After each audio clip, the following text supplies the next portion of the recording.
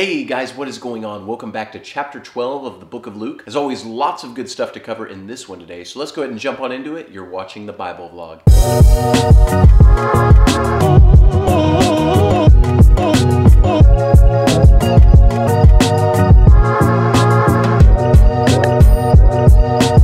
Well, chapter 12 is one of those chapters that the entire thing is almost all in red font.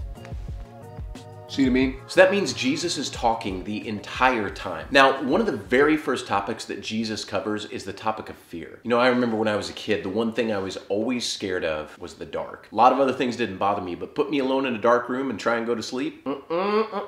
My imagination would run wild with the possibilities of what was lurking in my room. Now, of course, this is irrational to think this way. I mean, you would think that by the 1000th night of nothing happening to me that I would learn not to be afraid, but fear doesn't work that way. See, we all have this built-in instinct for self-preservation. We don't want to get hurt, we don't want to die, so we put all of our effort into avoiding those things. While we certainly should do that, look at the lesson that Jesus points out here in verses 4 through 7. And I say to you, my friends, do not be afraid of those who kill the body, and after that have no more that they can do. But I will show you whom you should fear. Fear him who after he is killed has power to cast into hell. Yes, I say to you, fear him. Are not 5 sparrows sold for 2 copper coins? And not one of them is forgotten before God? But the very hairs of your head are all numbered. Do not fear, therefore. You are of more value than many sparrows. Now, what I love about this is that even though Jesus tells us we shouldn't fear for what people can do to us physically, we also should know that God cares about us so much that he knows the numbers of hairs on your head. Now, for some of you watching, that might not be that impressive. A little addition and you can count your hairs yourself. But me?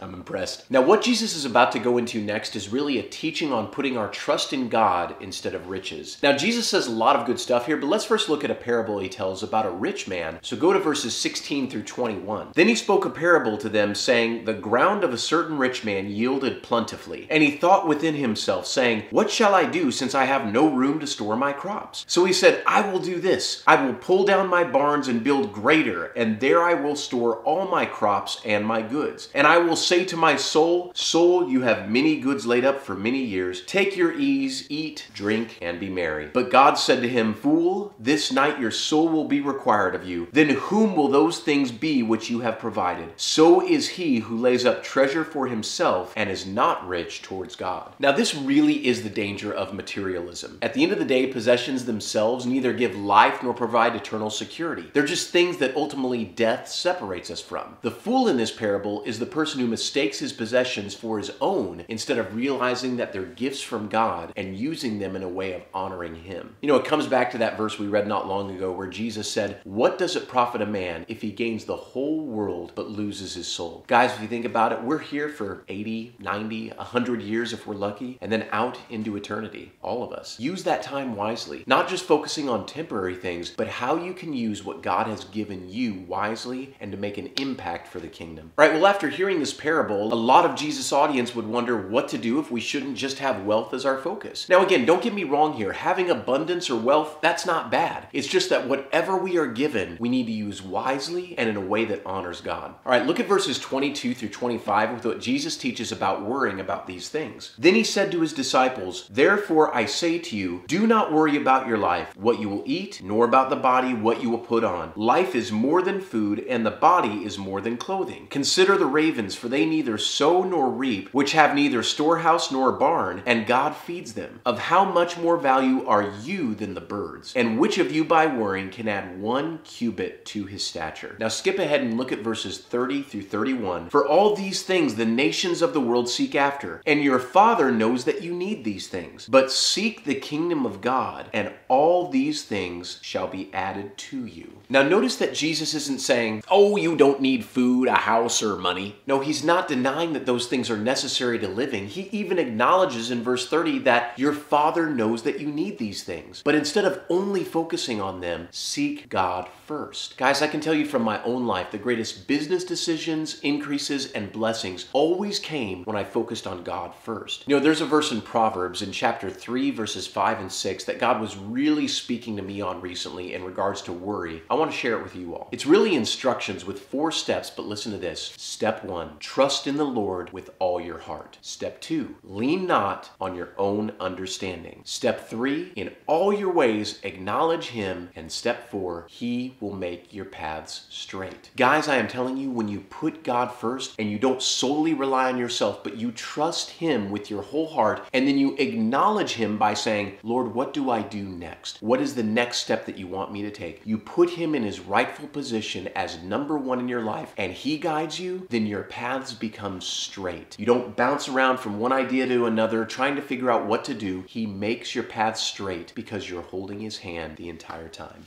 If you want to see your life quit bouncing around or being unsure of what to do or how to do it, seek God first. Boys and girls, that is going to do it for us today with chapter 12. Now, again, this was another long chapter that we did not have a chance to cover everything. So the way I'm doing it is I'm trying to focus in on a few solid themes and then dig into those instead of kind of lightly glossing over everything in the chapter. I think it serves us better. All right, we'll come back tomorrow for chapter 13, another good one from our dear friend Luke. Hope you all go out and have a beautiful day, and I will see you tomorrow.